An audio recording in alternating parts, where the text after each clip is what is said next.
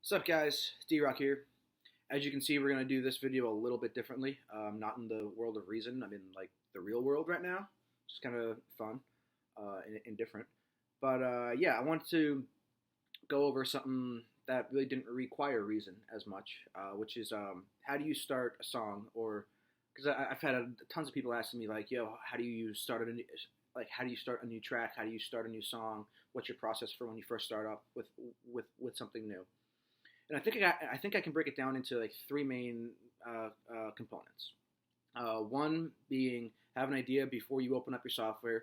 Number two, have sounds you can draw from already. And number three, start really freaking simple. So let's just go through these real quick. Number one, have an idea you can draw from already. The big part about this is that so that you don't just open up your software, throw in some random drums, make some random synth sounds, and then because you'll end up like just kind of scrapping that session. You might have a really cool sound design session, but in terms of actually making in terms of actually making a brand new track, not going to be too great and too productive for yourself. So like if you want to make like so like before you open up your software, let's say you want to make like future bass or dubstep or trap or big room or something like that. Have that idea already in your head before you open up the software. Like I'm sure half of you have some sort of a smartphone or something like that. If you're like at like a stoplight or waiting at a restaurant or something like that, open up the camera and like record yourself beatboxing some idea that like you had, or like go watch I don't know like some like live sets or something like that to get some new inspiration for yourself. And then once you hear that idea, record it real quick. Like I know I've got a million little videos of me on my front porch where I just had some random idea really quickly and then like beatboxing it out, and it sounds horrible, but I can go back the next day and like reference that for when I want to flesh out that track entirely. So yeah, have an idea before you open up your software. Number two is have sounds you are able to grab from quickly within that same vein. So like if you want to make like big room, go out and find a big room drum a big room drum sample pack or a synth pack or a refill or whatever. But something that you're able to grab sounds from quickly. That way you can just flesh out your melodic ideas quickly and efficiently. Because I think, as you guys know, that I'm a big proponent of getting your ideas out from your head to the software really quickly. That way you don't lose like your like creative flow. And if you've already made it, and if you've already made some sort of track that's along that same genre or that same vein, go back through and save all of your favorite patches from that. That way you don't have to spend time recreating stuff or sound designing when you have an idea in your head. That way you're able to get it out quickly without having to spend all that time designing sounds.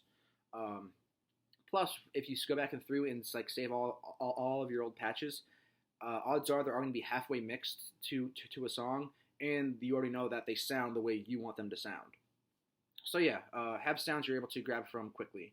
And then number three, start simple, like really freaking simple. Especially with like, for example, drums. Don't start off with like some really weird polyrhythmic kick, snare, tom, hi hat, China pattern. Start really simple. Like, what I do, every single song that I do, drum beat wise, it always starts with kick, snare, and a hi hat, and maybe a crash cymbal, and it's literally just. It's just that. And then as my more melodic ideas become fleshed out, that's when I start like, adding in the extra kick drums or like, taking away a few hi-hat samples or, adding like a little roll in there or something like that. Yeah, just start really simple. Even with like, for example, triads too, or chords. Start with the basic triad and then add your seventh or your ninth, some like octaves below. If you just start plugging in a bunch of random notes and see what it sounds like, and you might get a cool chord, but you might not entirely know the basis of it. So if you start with a simple triad and then build upon that, then it's at least in my mind it stays a bit more organized for yourself. And then from there, add in all your extra ninths and sevenths and or what have you. Same thing with like melodies.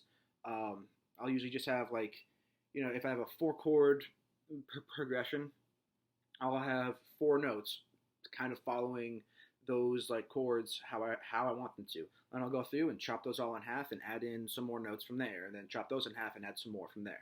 So starting simple, I think will help you in the long run to be a bit more efficient. So yeah, just to recap real quick, my big three things to help you start a brand new track efficiently and quickly is to have an idea in your head before you open up your software.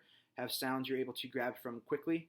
That way you can throw them right in and keep the creative juices flowing. And number three, start simple, like really freaking simple.